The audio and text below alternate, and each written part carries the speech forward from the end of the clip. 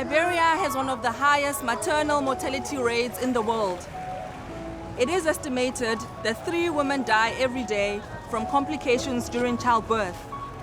Many of these deaths are preventable with simple surgery and adequate equipment. However, a chronic lack of doctors here means that many maternity wards are overstretched and understaffed. I'm Dr. Tlalemu Mufokeng in Liberia, and I'm here to meet a new generation of midwives who are scrubbing up and ready for surgery. My first stop is CB Dunbar Maternity Hospital in rural Bong County, which has only recently overcome the devastating Ebola epidemic that killed thousands across the country. The midwives and doctors here were at 30 times greater risk of contracting the disease than the general population. Good afternoon. Good afternoon. I'm Dr. This is only one of many challenges that Dr. Obed Dolo and his team face. Our catchment population is about 65,000. Right now I have 3 permanent doctors.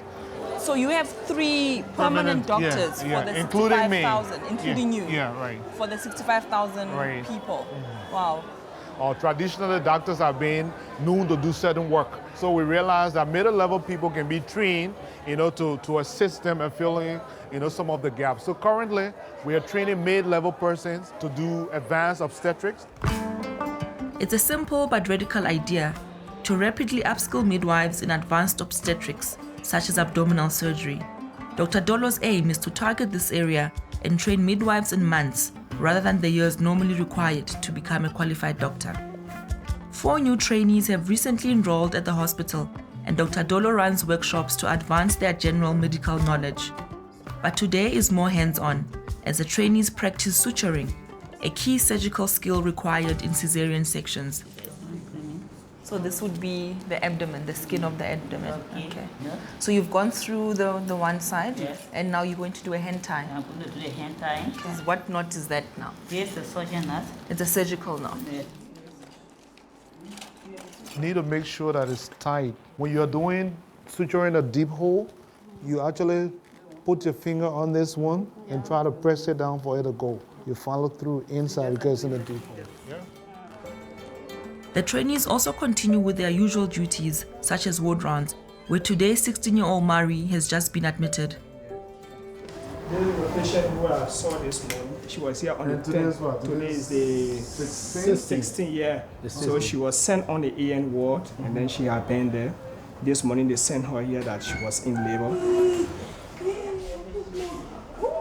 So with what's happening now with the patient, it's one of the most common pregnancy complications where you have the head of the baby is very big and the pelvis is actually small.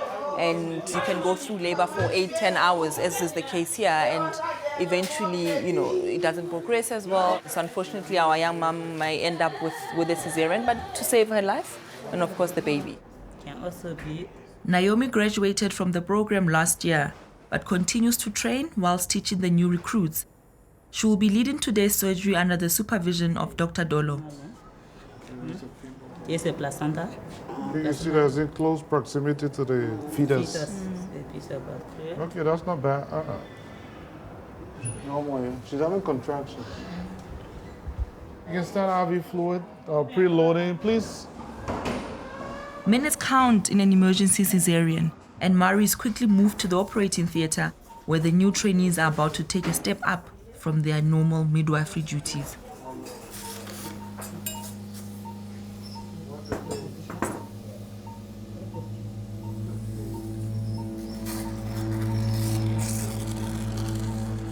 The baby isn't breathing and will need to be resuscitated, a common problem with cesarean deliveries.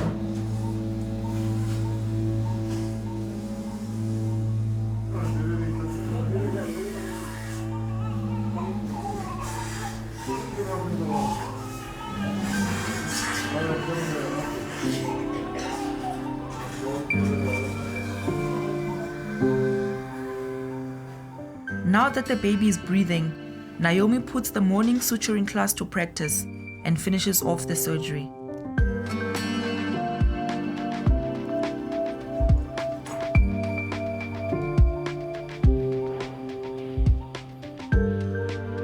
How are you feeling, after having performed I this feel very operation? fine. I feel confident. I feel I have the skill and I can save the lives of other women.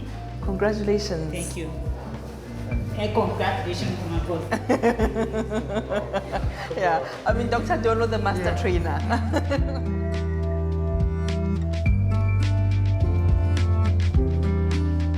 The next day, Mari and her baby are in recovery, back in the maternity ward. Hello, Mari. How are you feeling this morning? I'm feeling fine. Because of the baby. Where are you from? I'm from French Jordan. She's from a distant friend here. How far is it?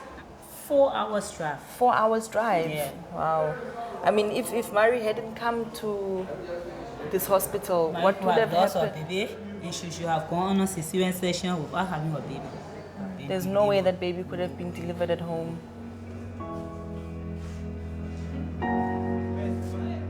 Many mothers attempt delivery at home with the help of traditional birth attendants. But in rural settings with professional medical support, often hours away, complications such as Mari's obstructed delivery can quickly become life-threatening. To see the trainees who've graduated, like Naomi, take the lead, the midwife to surgeon. How do you feel when you see that? Well, I feel very, great and excited as well. Sometimes you can be on call and be overwhelmed. You are exhausted mentally and physically, and that's a challenge. With these obstetric clinicians around, we work as a team, and I'm sure that everything will be okay.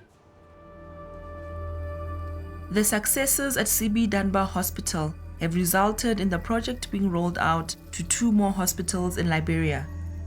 Dr. Dolo checks in with each hospital every week. We're heading to Monrovia, and we're going to Redemption Hospital to see the other batch of my trainees. We just started there in November. So everything is still new, and to see a lot more patients than we do. It's busier. And the population, the population in Monrovia itself is quite high. Redemption Hospital provides free healthcare to a large slum area in Monrovia. It was at the heart of the Ebola epidemic, which killed 184 doctors throughout the country and had to be shut down when it became overwhelmed with patients. It has recently reopened. When I arrive, I meet the maternity team, led by Hannah, a graduate of the task shifting program and now a supervisor of the other trainees. How many cesareans have you done? Have you been counting? Yeah, more than 100. More than 100. And look at you, so more than 100. I don't have to wait for a doctor come and prescribe or make the plan for the patient. But if I have a patient that is bleeding, if the patient comes in, I know where to start from. In the middle of our conversation, Hannah is told that one of her patients has just gone into labor. As we go into theater, the generator goes down. Dr. Dolo, it's quite hot in here, eh? Yeah, it's very hot. You see the lights are off. Okay, so there isn't power at the moment. No power at the moment. I mean, I can see now, the trainees are taking charge. They're quite, in control. Suture and all this kind of stuff.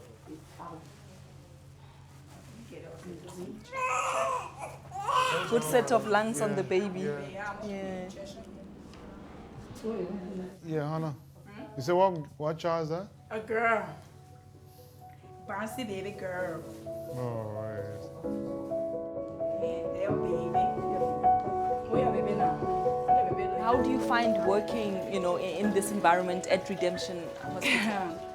It's very hard, I can say it, because even if we had the electricity on, no air condition, no fan, and it's not because the woman is already in labor. She having discomfort and she feeling hot, and even the nurses or the midwife there, they are in here, they will not be able to monitor the patient because they need something that they need cool air, so they have to go out in between when they feel hot, they go out and then come back in. With an enormous caseload and a high number of pregnancy complications, Hannah's team are overstretched and understaffed.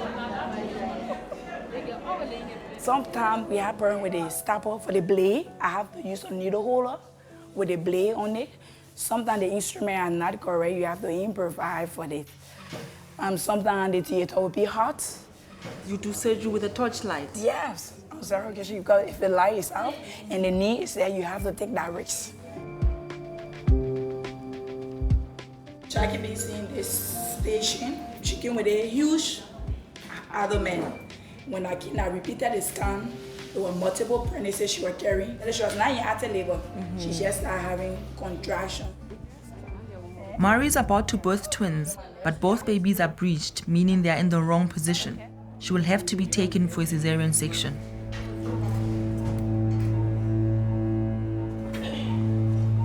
Hannah works quickly, and out comes the first baby.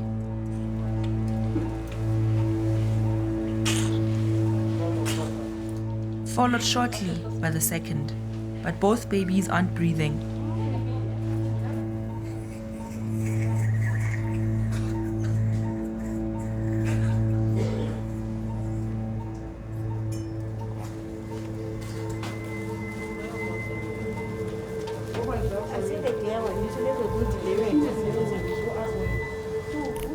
Minutes pass, and the baby still aren't breathing properly. Give me smell. Down on this. I'll grab the other angle.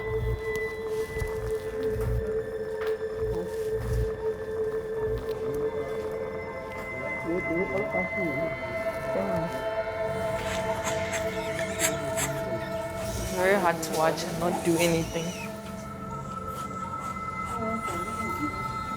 There's something wrong here. While Hannah and Jackie concentrate on mom, the rest of the team work on resuscitating the babies. And cover him up as well because it's cold. Change your linen saver.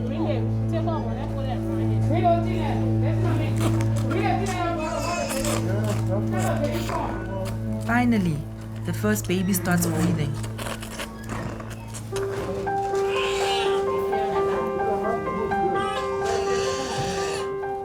And after fixing the problem with the oxygen pump, the second baby starts to breathe. Bring the blanket.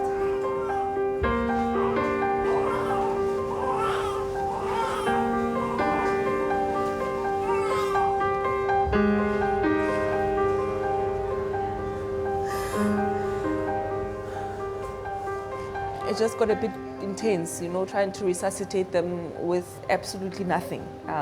These kids don't even have incubators. They've got no stand for us to actually, or for the team to try and resuscitate them. So I just couldn't bear to watch and do nothing. To think that there's so many other kids who don't make it, every day, and it's just really, I can't. My heart's very sore. So.